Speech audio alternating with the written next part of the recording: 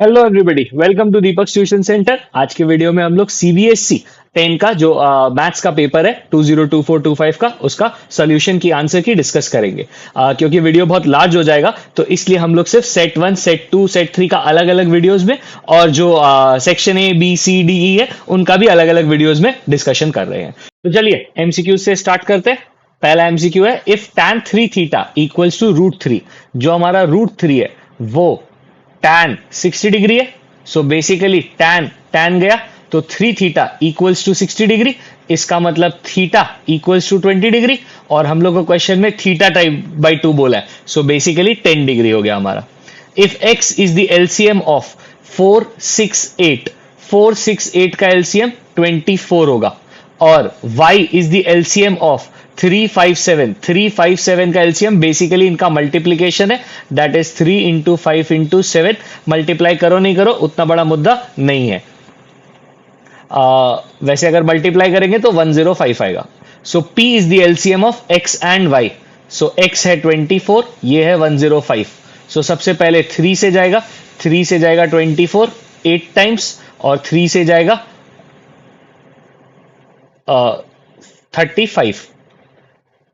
उसके बाद और कुछ जाएगा नहीं। सो इफेक्टिवली एलसीएम जो p है उसका वैल्यू क्या हो गया, 3 into 8 into 35।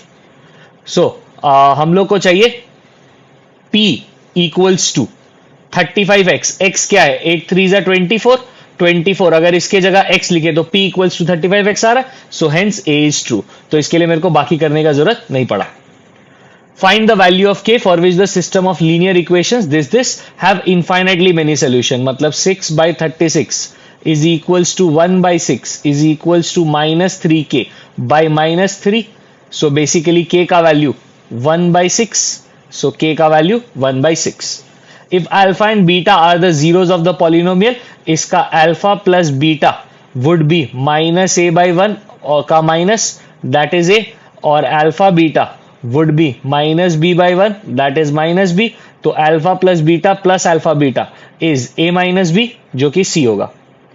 if x by 12 minus 3 by x, तो इसका एलसीएम लेंगे तो आएगा x स्क्वायर। इसको एक्चुअली ऐसे कर लेते हैं, इजी दिखेगा तुमको। x by 12 is equals to 3 by x, cross multiply x square equals to 36, तो x is equals to plus minus 6। So a हमारा आंसर हो गया। The line represented by this intersects x axis and y axis at p and q। x axis पे जहां वो cut करता है वहां पे y का वैल्यू 0 होता है। तो जब y को 0 पुट करोगे तो x इक्वल्स टू 4 आएगा। तो p का कोऑर्डिनेट्स 4,0। जब y को 0 लोगे, सॉरी x को 0 लोगे तो बेसिकली ये पूरा 0 हो जाएगा। तो y का कोऑर्डिनेट 6, तो 0,6। हम लोग को इसका मिड पॉइंट बताना है। 4 plus 0 by 2 which is 2, 0 plus 6 by 2 which is 3। So basically A हो गया हमारा answer.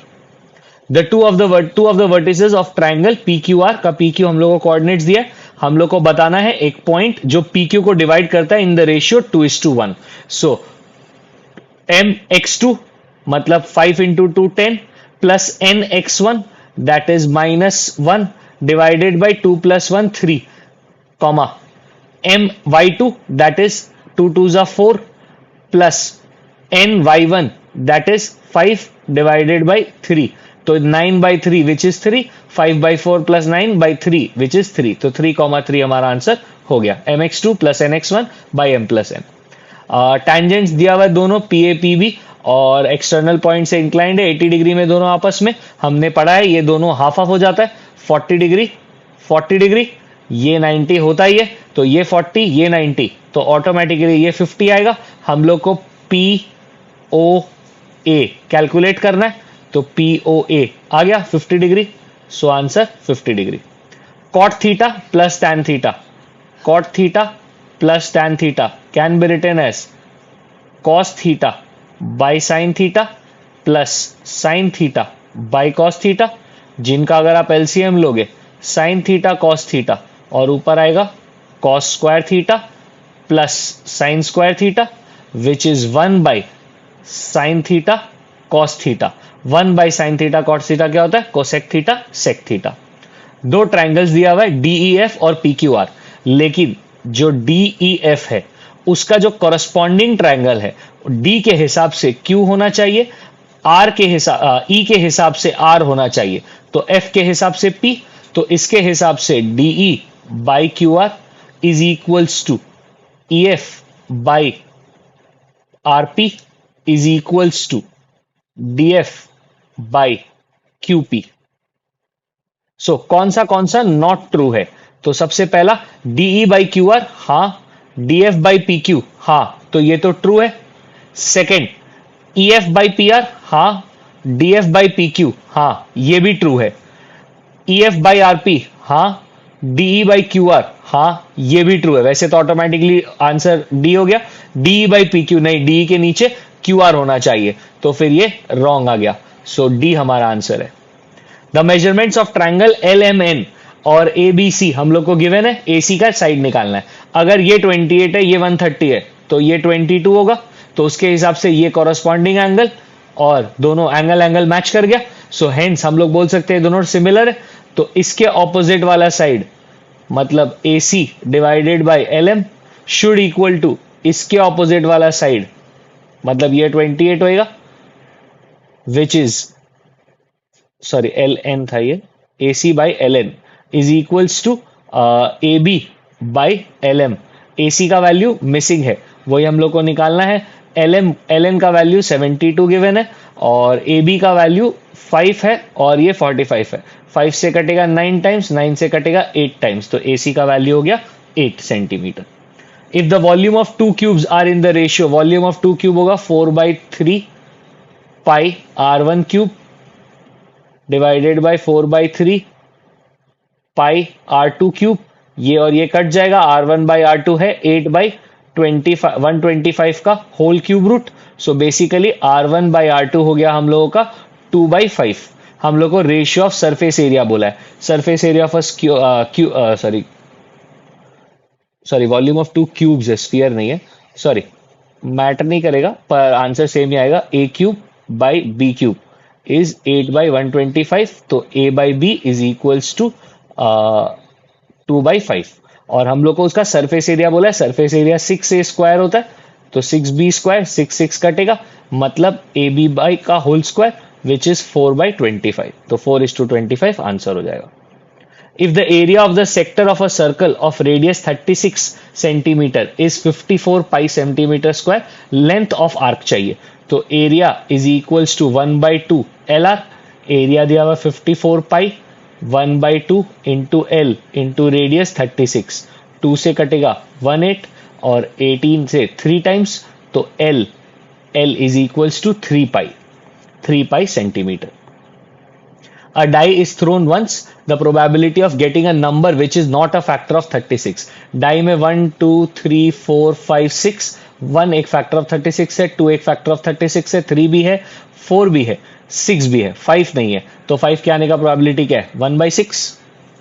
Mean of the number in सब का मीन है 7, सो 1 2 3 4 5 6 7, टोटल 7 नंबर है, तो इन सब का addition 9 10 11 11 plus 6 17 17 plus 3 20 25 35 40, so 40 plus 3x is equals to 49, divide by 7 को क्रॉस मल्टीप्लाई कर दिया, तो 3x is equals to 9, x equals to 3। AOBC is a rectangle जिसका 3 वर्टिसेस गिवन है, AOBC जिसमें से ए का वर्टेक्स दिया है, बी का दिया है, सी का दिया है। हम लोग को लेंथ ऑफ डायगोनल का स्क्वायर निकालना है, तो पहले लेंथ ऑफ डायगोनल निकाल लेते हैं। लेंथ ऑफ डायगोनल बेसिकली इन दोनों का डिस्टेंस है, ए का कोऑर्डिनेट्स गिवन है 0,2 और बी का कोऑर्डिनेट्स गिवन है 4,0। सो बेसिकली 0 माइनस 4 का होल स्क्वायर प्लस 2 माइनस 0 का होल स्क्वायर का पूरा square root length of diagonal होता है। तो जब स्क्वायरिंग करेंगे तो वो स्क्वायर रूट गायब हो जाएगा, तो 16 plus 4 which is 20। Zeros of the polynomial, इसका फैक्टर्स निकालना पड़ेगा। 4 का फैक्टर्स होता है 2 और 2 का मैं कर सकता हूं √2, तो एक फैक्टर 2√2, दूसरा फैक्टर √2, तो x स्क्वायर minus 2√2x minus √2x plus 4 so x अगर कॉमन ले लेंगे तो x minus two root two, x minus two root two लाने के लिए यहाँ पे माइनस रूट टू कॉमन लेना पड़ेगा। तो x minus two root two और x माइनस रूट टू, तो x के दो फैक्टर्स हो गए, टू रूट टू और root two. In the given figure ABC, AD perpendicular to BC, BAC 90 degree, BC DC का वैल्यू गिवन है, x का वैल्यू निकालना है। तो सबसे पहले हम लोग इस ट्रायंगल को और ये जो बड़ा वाला ट्रायंगल है, इन दोनों को अगर हम लोग सिमिलर प्रूफ कर दें तो हमारा काम हो जाएगा। सबसे सिंपल जो तरीका है हमारा सिमिलर प्रूफ करने का, एंगल एंगल, ये एंगल और ये एंगल 90 डिग्री है और ये कॉमन एंगल है। तो सबसे पहले ट्रायंगल का नाम ले लेते हैं, ट्रायंगल ADC। और जो दूसरा वाला बड़ा वाला ट्रायंगल है, क्योंकि D पे क्वेश्चन छोटे वाले ट्रायंगल में मिड पॉइंट है, तो सॉरी 90 डिग्री है, तो यहाँ पे A पे 90 डिग्री है, D के कॉरेस्पॉन्डिंग में A, C कॉमन एंगल है तो C, तो बच गया B। तो ये दोनों हमारा ट्रायंगल का नेमिंग हो गया। अब इसके अनुसार मैं लिख सकता हूं AD by BA is equals to DC by AC is equals to AC by BC। इसमें मेरे को इसका कोई काम नहीं है, AC AC x है और DC का वैल्यू 4 गिवन है, by x is equals to x by 16। तो x square equals to 64, x is equals to 8। So answer 8. A ladder is leaning against a wall, stands at a horizontal. So मान लेते हैं ये हमारा ladder है। सो 6 metre का distance है, यहाँ पे 6। लैडर जिस हाइट तक पहुंच पा रहा है वो 8 मीटर्स अबव है, तो लैडर का लेंथ पूछा है वो तो ऑब्वियसली 10 हो जाएगा। सो लैडर का लेंथ हमारा 10 हो जाएगा, क्योंकि पाइथागोरस थ्योरम लगाएंगे तो 6 8 10 हो जाएगा दोबारा। सो ये आंसर हो गया 10। Yes true, the ladder makes an angle of 60 degree with the ground. अगर ये 60 डिग्री है तो tan theta should have been tan 60 which is root 3। मतलब रूट 3 कहीं तो आना चाहिए परपेंडिकुलर बेस में, जो कि नहीं आ रहा है, मतलब ये फॉल्स है। तो assertion is true but reason is false. If two tangents are drawn to a circle from an external point, they subtend equal angles at the center of the circle. अगर एक सर्कल है और दो tangents drawn किया है तो दोनों का जो सेंटर पे एंगल बनता है, मतलब ये वाला और ये वाला, वो इक्वल होगा। True. A parallelogram circumscribing a circle is a rhombus. A parallelogram circumscribing a circle is a rhombus. ये भी ट्रू है, ऐसा तो बुक में सम्स भी मिल जाएगा तुमको। ये इसके बराबर है, ये इसके बराबर है, और क्योंकि वो ऑपोजिट्स बराबर है तो मिला जुला के सारा साइड्स बराबर हो जाएगा। ठीक है ना, ये भी ट्रू है, लेकिन ये इसका करेक्ट रीजन नहीं है। अगर क्वेश्चन ये होता तो ये आंसर सही होता, लेकिन क्योंकि उल्टा है, क्वेश्चन ये है और आंसर ये है, तो ये रॉन्ग है। हम लोग का आंसर, ये इसका करेक्ट एक्सप्लेनेशन नहीं है, पर दोनों स्टेटमेंट्स ट्रू है, तो बी हमारा राइट आंसर है। Both assertion and reason are correct, but reason is not the correct explanation for the assertion. तो ओवरऑल हम लोग को MCQs बहुत इजी दिया है, पेपर इजी डिजाइन लग रहा है। बाकी आगे देखते हैं और कैसा कैसा बाकी सबने किया है। होपफुली सबका राइट ही हुआ होगा।